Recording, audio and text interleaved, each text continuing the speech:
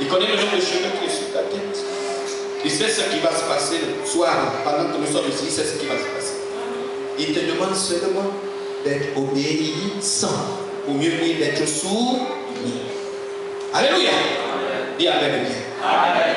Alors, la deuxième dimension, puisque on va essayer de passer comme ça, c'est l'autorité véridique.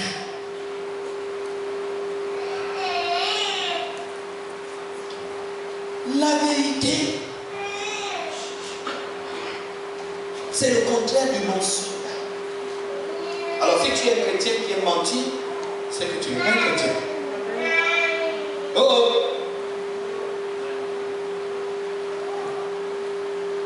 Voilà, il y a des gens qui ont des péchés mignons.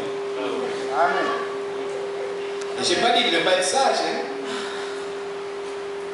Parce que la sagesse aussi peut nous amener à être dans des petits mensonges, mais qui ne sont pas très graves. Comme les sages-femmes, par exemple. Vous qui lisez la Bible. Parce qu'on voulait tuer tous les premiers-nés. Les pharaons étaient décidés à tuer tous les premiers-nés pour tuer le libérateur. Mais Dieu était dans la vie des sages-femmes. Il fallait qu'elles justifient. Pourquoi il n'y a pas eu autant de bêtes qu'on voulait? Il dit non, non, non, loin.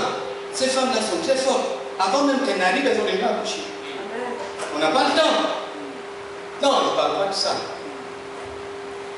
Bon, il y a une histoire vraie qui s'est passée avec mes fils. Il vient, il écoute le message. Ah, donc j'étais dans le petit, c'est pas possible. Je dois marcher dans la vérité. Et ça, c'est pas le bon exemple. Il arrive, chérie, assois-toi là. Tu sais ta copine là, j'ai dit de chanter avec elle. Mais j'étais à l'église, Dieu a prêché la vérité. Elle m'a dit qu'il fasse ça. Je suis passé aussi. Je te dis, moi je veux venir marcher avec toi, comme il faut, dans la vérité. Et la sœur a demandé au frère, ça s'est passé depuis qu'on est ensemble, on est avant. Mais c'est depuis qu'on est ensemble, chérie. La femme s'est levée, elle est allée, elle a pris ses affaires. Mais tu fais quoi? Je sais pas. Tu m'as trompé. On appelle ça du quai. Il est parti dans le petit coin, il a pris du feu. Papa, il faut que tu viennes ici parce que j'ai fait ce que tu m'as demandé. J'ai dit, je t'ai jamais demandé de le faire. Alléluia. Non, non, non, c'est pas de cette vérité que nous parlons. Nous parlons de la vérité qui passe d'abord par Christ. Amen. Amen. Parce qu'il est la vérité. Quand tu passes par lui, et lui va te donner comment t'y prendre. Alléluia. Et Amen. Bien. Amen. En tout cas, je ne vois pas en Israël les gens allaient dire aux sages-femmes, vous êtes des menteuses. Tellement de résultats étaient élogieux. Elles avaient fait un travail noble. Amen. Amen. Ou alors l'espion avec Josué. Alléluia. Amen. Il a donné une autre direction. Les résultats étaient là. Amen. Amen. Nous ne parlons pas de ça. Mais nous parlons du mensonge dans son essence propre. Amen. Tu vas vendre de la drogue et tu viens, tu mets ça dans l'assiette. Ça, c'est du mensonge. Amen. Amen. Tu vis d'une certaine manière. Tu es un caméléon. C'est-à-dire ici, tu es en Christ. Mais là-bas dehors, vous savez, à une époque, c'était avec un frère qui était bien à l'église.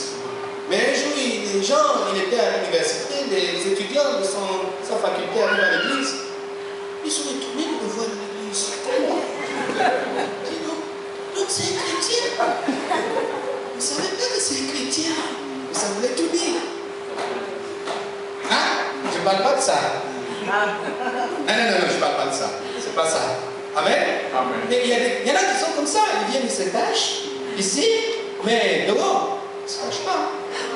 C'est fou. Non, je ne parle pas de ça. Parce que dehors, on marche par la vue, à l'église, on marche par la foi. On marche par la parole de Dieu. Alors, l'autorité véridique, le mot véridique est tiré du mot vérité. Amen. Et nous allons faire un rapport direct avec la parole. Parce que la Bible dit, la parole est la vérité. Amen. Hein? Dis Amen bien. Amen. Donc, quand on me donne la parole, on me donne la vérité. je ne dois pas douter de la parole. Alléluia. Les chrétiens des Bénin étaient réputés pour des gens, je ne vais pas vous dire qu'ils contrôlaient, non. Ils aimaient la vérité. Alléluia. C'est pourquoi quand on leur prêchait, ils allaient contrôler. Pourquoi? Parce que la parole, qui est l'autorité véridique, est au-dessus de toutes les autres autorités. Vous savez que la parole est au-dessus de moi. Parce que dans mon exercice, je peux aller à l'encontre de la parole. Et la parole peut me corriger. Amen. Hein? Amen. Mais souvent, les hommes en position d'autorité ont voulu se lever au pied de l'autorité de la parole, l'autorité véridique. Et ils ont conçu les choses, sont devenus des gourous. Les GC-toutistes. Ça peut se dire. Les académiciens ici, vous saurez comment introduire ça. Alléluia. Les GC-toutistes. Avant même que tu parles, je sais. Non, frère, ça là. Vous venez me voir, moi. Ici, là. Alors, ils ont développé des doctrines. Par exemple, sur la doctrine de l'imposition, mais tu ne peux pas. Parce que tu n'es pas encore. Tu n'es pas encore. Il faut que tu sois. Hein? Mais quand on va dans la parole, il dit que tous ceux qui ont cru, ils vont imposer les mains aux malades. Et les malades seront guéris. On n'a pas dit tous ceux qui soient. Alléluia. Est-ce qu'il y a quelqu'un qui croit la parole ici? Alléluia. Alors si tu crois la parole, tu fais ce que la parole dit. Et la parole de Dieu, ça va aller dans le sens de ce qu'elle dit. Si je le fais avec le cœur, je vais arriver. Alléluia. Beaucoup de choses sont arrivées parce qu'on n'a pas cru à la véracité de la parole de Dieu. On n'a pas accepté de se mettre sous la couverture de l'autorité véridique. La Bible dit que la parole est venue chez les siens, les siens ne l'ont pas reçue. À l'église ne marche pas. Mais parce que tu finis de prêcher là, nous aussi c'est la même chose. Tous les jours, sanctification, sanctification.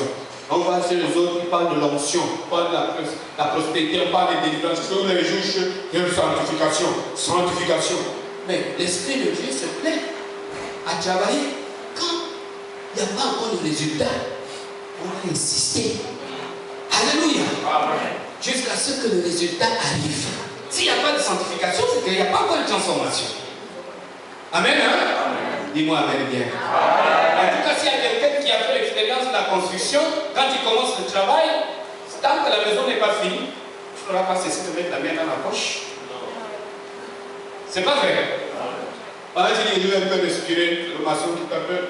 Alors, chef, il faut ajouter le ciment. Mais le ciment, c'est déjà fini. Tu dis, bon, je vous envoie le ciment. Oh, chef, il faut aussi penser au sable. Oh. Donc, c'est ça que le Seigneur fait dans son église. Si Dieu insiste sur quelque chose parce que Dieu veut les résultats. Tant qu'il n'y a pas de résultats, il va insister. Amen, hein? Amen. Alors, nous ne disons pas, non. Nous voulons aussi l'onction. J'ai une soeur comme ça, elle est venue à Paris à l'époque. Elle arrive maintenant, l'onction. Oh, l'onction. Oh, l'onction. Ici, là, la ne vous dit pas les choses. Non, à Paris, là-bas, c'est l'onction. L'onction. Alléluia. Amen. Mais elle a fini par perdre la raison. Parce que Dieu voulait aussi qu'elle passe sous l'onction. Ah oui. J'ai dit à l'église, mais là, nous on va étape par étape. Ils sont déjà au niveau de l'onction, mais nous on est encore derrière. Il faut qu'on avance. Oh non, on veut aussi l'onction. On veut aussi l'onction. Alléluia. Amen. Il y a des gens comme ça. Tu es un bébé, tu imagines, tu as déjà 20 ans, au frigo.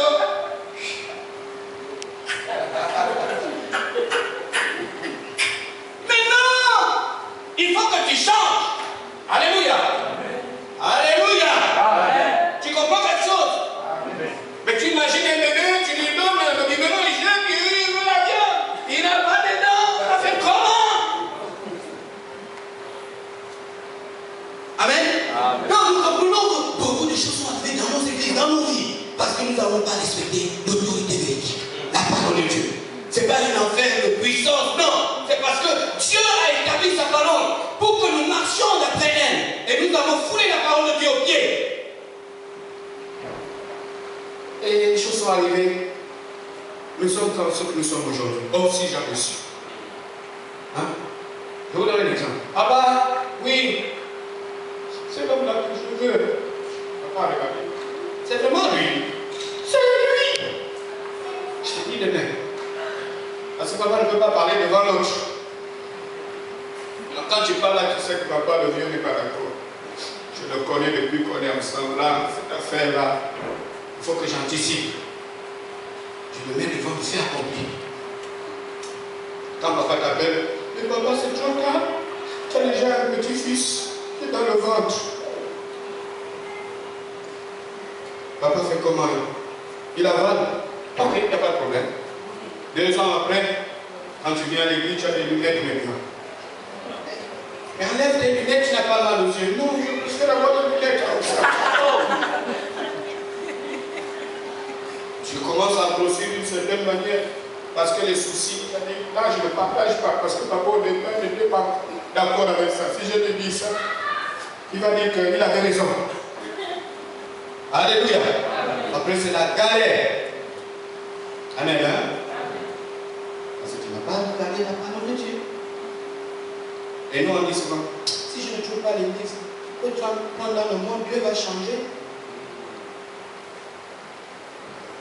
Ça, c'est la formule de beaucoup de personnes. En tout cas, à l'église, il n'y a pas. Parce que je ne vois pas quoi. Ils sont tout vieux là, vieux. Ils n'ont pas le style. Ils sont toujours là en train de parler de Dieu. Ça, c'est une sœur qui me dit ça, il va pas. Tu vas dire quelqu'un du matin, Dieu. Amen, frère, ça va. Amen. Il faut aussi me parler de bien-aimé. Satan lui dit avant de prendre, il faut que je goûte. Mais Dieu lui dit, puisque je connais tout, je prends. Dieu va changer. Oh! Ah, tout ça parce que je suis sous l'autorité supérieure, impériale. Et puis, sous l'autorité véridique. Je sais que Dieu ne donne pas de nourriture à ses enfants. Je sais que je n'aurai jamais tort, ni raison dans mon couple. C'est la parole de Dieu qui a toujours raison. Amen. Amen. Vous savez, j'ai cultivé quelque chose dans ma maison, avec ma femme. Bon, chérie, on va faire ça. Dis-moi, qu'est-ce que tu penses? Je pense comme ça. Non, voilà ce que je pense. Et comme c'est le chef, c'est ce que j'ai dit, qu'est-ce qui s'est fait? J'ai dit, c'est moi le chef. Ok. Mais après un moment, ça ne marche pas. Je tire, et tu vois, je sors la deuxième proposition. Je mets. Quand je la regarde, je t'avais dit. Je dis, chérie, tu sais que tu as toujours raison. Mais oui. En fait, ta raison, ce n'est pas la tienne, c'est la raison de Dieu. Parce que la Bible dit, aimez vos femmes comme Christ a aimé l'Église. Alors je t'aime, alors je te donne des cadeaux. Alléluia. Et ça marche bien. Parce qu'avant ça, c'était vous. C'était dur. Alors puisque toi qui as fait, en tout cas, tu te démènes, tu assumes. Mais là, elle sait que si ça ne marche pas, on va prendre la solution. C'est sage ça. Je donne ça à quelqu'un. Alléluia. Ça c'est vraiment sage. On sait que maintenant, on n'a plus qu'une solution, on en a deux. Il y a une qui peut passer à droite, si ça ne marche pas, on met la deuxième. Alléluia. Et quand la deuxième ne marche pas, on vient tous les deux devant le Père. Seigneur, on a fait ce qu'on pouvait, on ne peut pas. Dieu t'a donné. Parce que tous les deux aussi, on peut être à côté. C'est vrai ou c'est pas vrai? Alors la Bible dit que la parole est venue chez les siens. Les siens ne l'ont pas reçue. Parce que les siens n'étaient pas prédisposés à recevoir. Vous avez une autre image de cette parole qui arrive. Combien de fois Tu as préféré avoir confiance à un pasteur qui vient de l'extérieur que d'avoir confiance à ton propre pasteur. Combien de fois tu allais vendre ta vie, tu crois que c'est bien, mais lorsque celui qui t'a écouté est parti, il va parler mal de ton église et de toi. Il va te prêcher. Oh, j'étais, comme je l'ai fait là tout à l'heure, j'étais à telle église à Paris, il y a une soeur qui trompait son mari. À l'église là, c'est l'église qui la lumière du monde. Alors ça tombe mal. Oh, quand dit, qui la lumière de la référence, c'est l'église là où la femme trompait son mari. Mais le pasteur, lui, ne connaît même pas tout ça. Parce que toi, tu n'as pas confiance à ton pasteur, tu as confiance à celui que tu dis, bon, les ténèbres restent toujours les ténèbres. Je préfère parler avec celui qui va partir. Quand il parle, en télé, on ne me connaît pas. Mais c'est une mauvaise façon de faire les choses. Et je vais te dire une chose, si tu es venu me voir, sache que mon frère sera au courant. Depuis des années que je suis ici, je ne prends pas les numéros de téléphone des gens et puis je les téléguide depuis l'autre côté. Dis-moi comment ça se passe là-bas, ta vie, oui, je commence à se dire non, je ne suis que de passage. Le temps qu'il me donne, je travaille et puis je pars. Si tu appelles, je te renvoie vers le berger. Avant de partir, je parle avec le berger. Je dis, voilà, il y a ça. Amen. Vous savez pourquoi? Parce que ça détruit l'église. Amen. On a bien à l'église, ça c'est la Côte d'Ivoire, des gens qui ont des super prophètes. Tu as ton pasteur là. Quand c'est chaud, tu prends ton téléphone, tu appelles là-bas, dis-moi qu'est-ce que je dois faire. Et le pasteur dit des choses qui sont même malencontres jusqu'à te dire, quitte cette église-là, va dans une autre église parce que ta bénédiction n'est pas là. Alléluia. Amen. Alors, c'est pas comme ça que si Dieu t'a amené ici, tu as ton pasteur, c'est ton pasteur. Allez, amen. S'il n'a pas le moyen pour te servir, mais il a un Dieu qui a tous les moyens. Amen. Il va aller vers ce Dieu et dire, Seigneur, voilà le problème que l'enfant veut me donner. Fais quelque chose. Il va faire. Amen. Amen. Dis amen. Amen. Et la troisième dimension, c'est l'autorité de la conscience. Vous avez vu des fous, ils parlent seuls. Des gens qui aspirent à la folie, ils parlent seuls. Hein? Les gens qui sont dans l'église, qui ont trop de problèmes et qui ne veulent pas les partager, ils parlent seuls. Amen. Et comment ils veulent parler seuls? En fait, ils ne parlent pas seuls. Ils parlent avec Satan. Ils parlent avec les démons. Comment? Depuis que je suis arrivé à cette église-là, ça ne change pas. Mais pourtant, ça va jamais changer. C'est vrai, ça va jamais changer. On parle avec qui?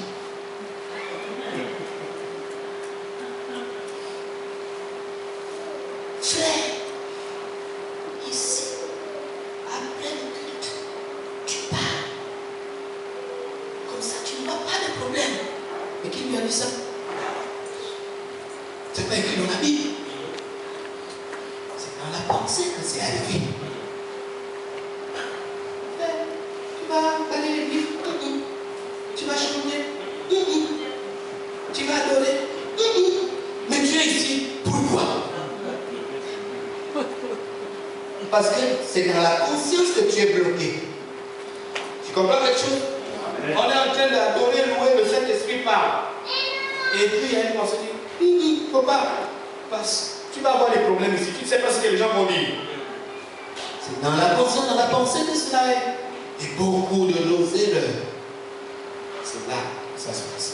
Vous vous imaginez, matin tu te lèves, tu n'as vu personne, mais tu cours en colère.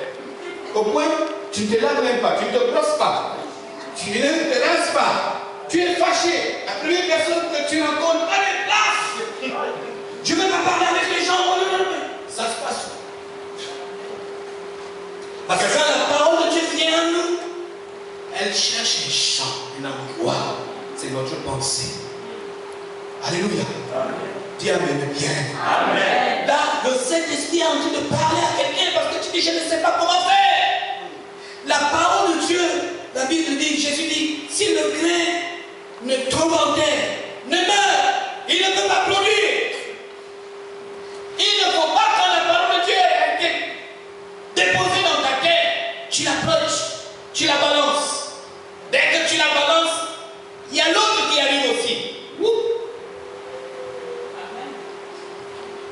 En tout cas, je vais vous dire une chose. Si tu es dans le bureau de Dieu, dans la chambre de Dieu, et que tu sors du bureau de Dieu, tu es dans le bureau de Satan. Tu ne comprends pas. Il n'y a pas une chambre intermédiaire entre Dieu et Satan. Quand tu es avec Dieu, dès que tu sors, tu es chez le diable. Il n'y a pas une invitation. Il recueille tout le monde. Tu étais en joie, tu es en colère. La colère ne vient pas de Dieu. C'est le diable qui te récupère tout de suite même, à la seconde. Oh, mais il était bien tout à l'heure, on ne comprend pas. Mais c'est parce qu'il est maintenant sous l'influence de l'autre. Et le diable travaille avec la pensée. Combien de personnes ont été bloquées? Bloquées parce que c'est dans la pensée. Le ministère n'avance pas. Ta vie n'avance pas. Et pourtant tu as envie de faire des bisous à ta femme. Mais les traditions, les coutumes imposent. Ta conscience ne peut pas le faire. Tu viens même la chose, je vais me faire des bisous. Par la force, je peux tout parce qu'il me faut ici. Ah, si tu lui fais ça, elle ne va plus te respecter. Tu es non. Alléluia. Amen. Tu arrêtes. Mais tu ne sais pas quand c'est que tu fais, tu te fais mal. Alléluia. Amen. Amen. On va prier. On va prier. Si je prie, elle va savoir tous les sujets de prière. Ah non, je ne peux pas. Parce que ma pensée, elle est captivée. Elle est emprisonnée par un autre esprit qui n'est pas le Saint-Esprit. Et là, je ne voulais pas réussir dans ce que Dieu veut faire avec moi. J'ai besoin